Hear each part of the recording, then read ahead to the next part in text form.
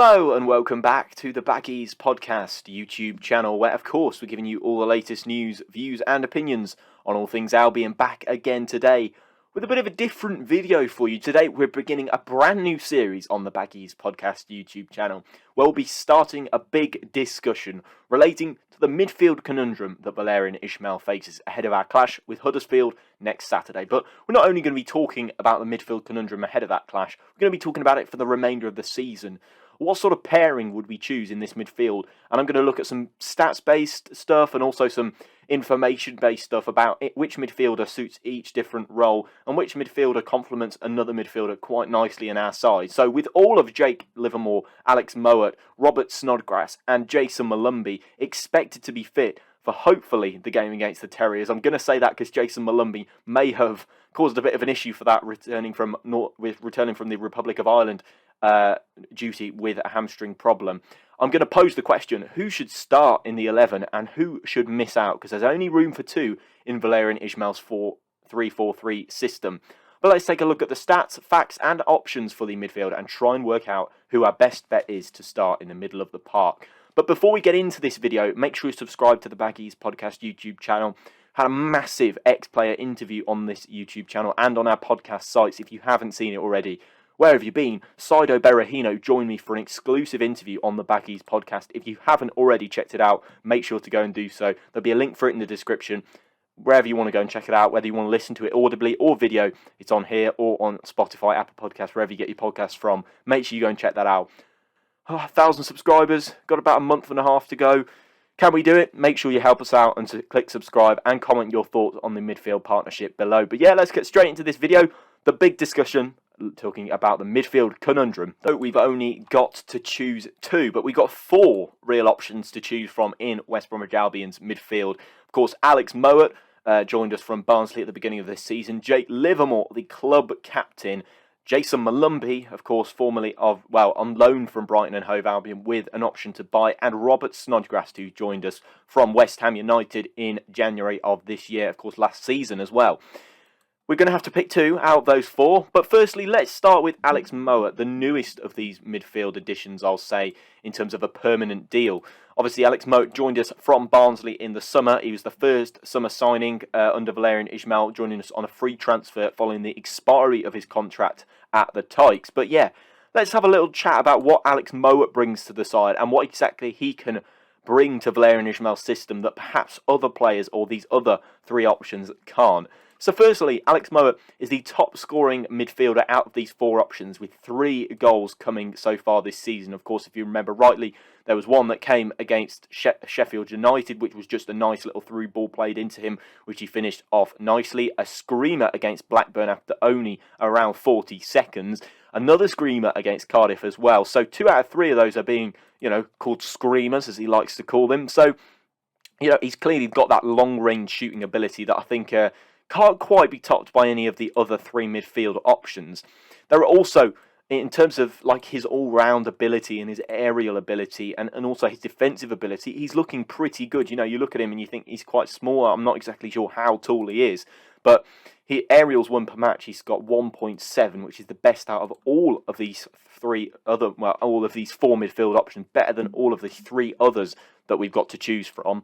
Also, in terms of interceptions per match, he's got the best out of all the other midfielders as well, with 1.9 interceptions per match, the highest out of all of the midfielders, which is obviously a fantastic stat considering I wouldn't exactly qualify him as a defensive midfielder as such. There are certainly a couple of other options in here that are far more defensive. He's also got the most dribbles in the per match, of course, with 1.1, which is the best out of all the midfielders. He's got the most key passes per match, which is 1.3, the best out of all the midfielders. And the most crosses per match with 0.9, best out of all the midfielders yet again. So Alex Mowatt clearly proves to me those stats that he has definitely got a little bit of an edge on all of the other midfield players. Of course, we haven't looked at their stats, but we can already tell by looking at Alex Mowatt that he is the best in most areas and has definitely got that all-round box-to-box ability. I think it's pretty clear that if Alex Mowatt, which he has been injured since the Birmingham City game, which we won 2-1 at the Hawthorns back in October, I think it's very clear that if Alex Mowatt is available, he should start in this in Valérien Ismaël's side. He's completely got the full package and certainly suits Valérien Ismaël's system well, having played under it last season. So yes, Alex Mowatt, I think is going to have to pop into that midfield partnership as our first option. But let's take a look at another option. A slightly different one to Alex Mowatt, definitely the longest serving player at West Bromwich Albion in this particular list, and that's Jake Livermore, who joined the club. I think it must have been back in the 16-17 season when he came in and joined from Hull just before they got relegated. And of course, has been a long-serving player. I think has been the club captain for quite a significant amount of time now. Jake Livermore, I think he was deemed club captain in the 17-18 season, only a season after he started. So, yeah, I think he's definitely a leader, and he's definitely got that. He's definitely a good communicator, and definitely got that ability in the dressing room to prove that he's got that ability in the midfield and stuff. So yeah, in terms of Jake Livermore, I think he's an older head in this midfield. He's not quite the oldest man on this list, but he's definitely one of the older players in this. So yeah, I think I think he's definitely getting on a little bit. He's 31 years old. I think Robert Snodgrass is the oldest on this list by a little bit of a way. But in terms of Jake Livermore's stats and what we can sort of assess from how he's been playing so far this season, firstly, I'll start off with a little bit of a negative stat for Jake Livermore, if we don't mind. But there are some interesting stats on this list that I'd like to chat a little bit about.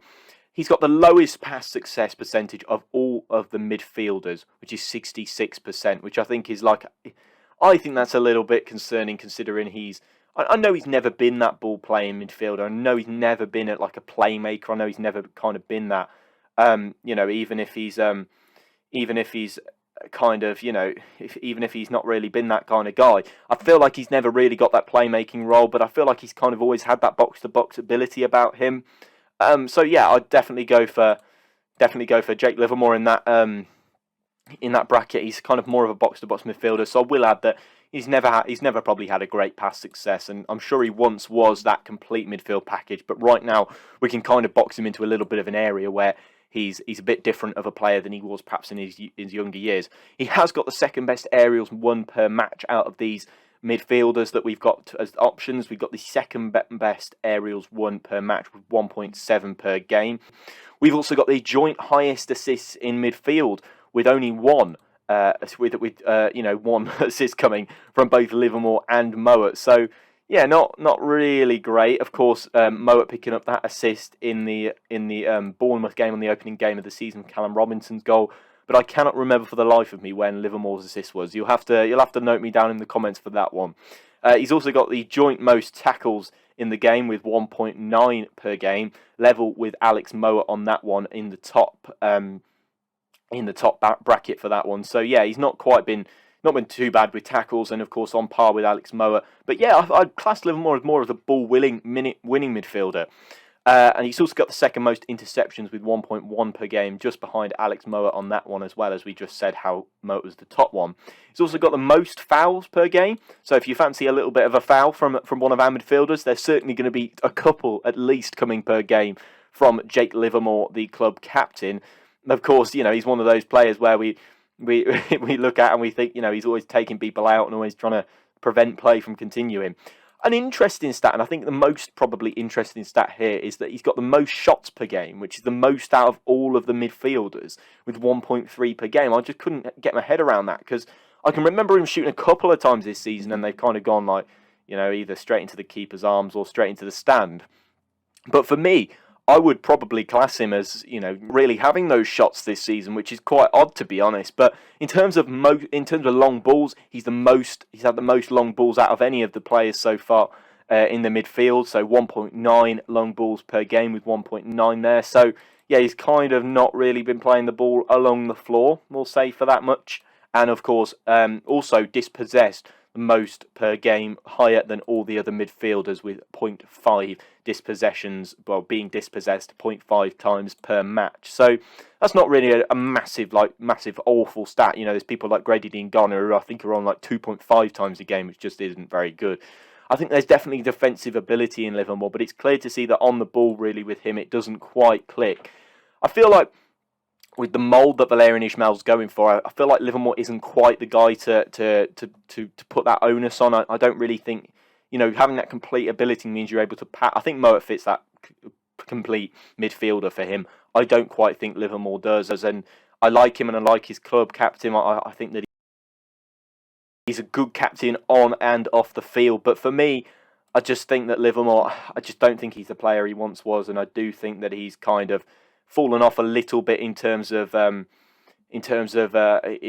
where he is at the moment in his career, and I do think that it's kind of come a little bit full circle and not quite working anymore. But yeah, let's go over to another midfielder. I maybe would start Jake Livermore because he's got that try-hard ability. He's clearly got that work rate, and he clearly works incredibly hard. And I find it really hard to knock a player that's working that hard. And another player that I think works really hard is Jayson Molumby, and it's worth noting that he has not played very much, along with our next candidate in Robert Snodgrass. It's worth noting he's only made 7 appearances with 3 starts and 4 substitute appearances. He's got the lowest key passes out of all the outfield player with 0.1 per game. It's worth noting that we've got other players that can provide those key passes in there. Of course, like Alex Mowatt, who did provide that those key passes, being the best in that section. He's also got the second most dribbles per game with 0.9 per game. That's the second best midfielder, that is, as well. He's also got the second best pass success as well with 83.9%, the second best out of the midfielders.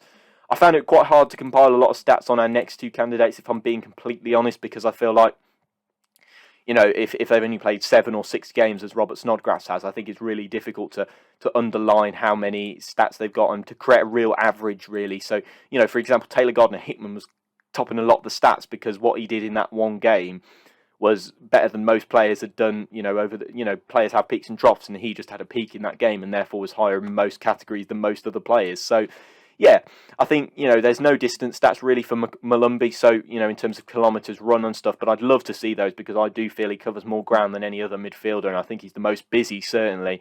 I think Molumby's a really good candidate to start in the midfield. I think he adds that youthful energy, which I think Valérien Ismaël needs in that midfield because you need to be able to do so many jobs.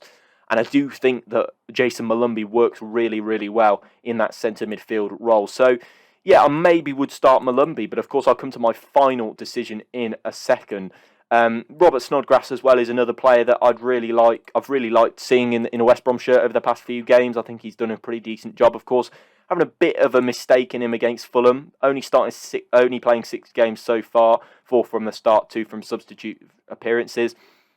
But his pass success is the best in the whole team, not just the midfielders. He's the best on this list, but he's also the best in the whole team, picking up 85.4% success with his passes. He also got 0.5 crosses per game, which is the second best midfielder, but I'd also maybe put that down to him being on set pieces largely a lot of the time. Key passes, 1.2 per game, which is the second best out of any midfielder there. So yeah, not too bad with that, with Alex Mowatt being at the top of that one.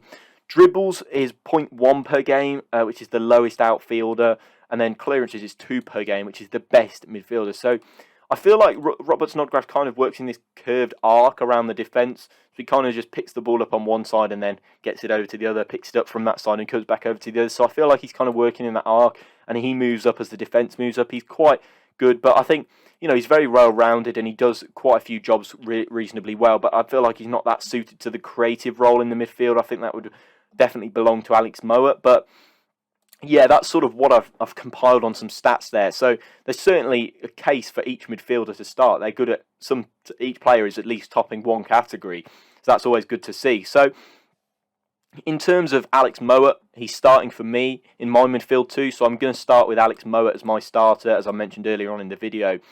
I would put Jayson Molumby alongside him. If I'm just going to pick 2, not depending on injury or anything, because we don't know about Molumby just yet.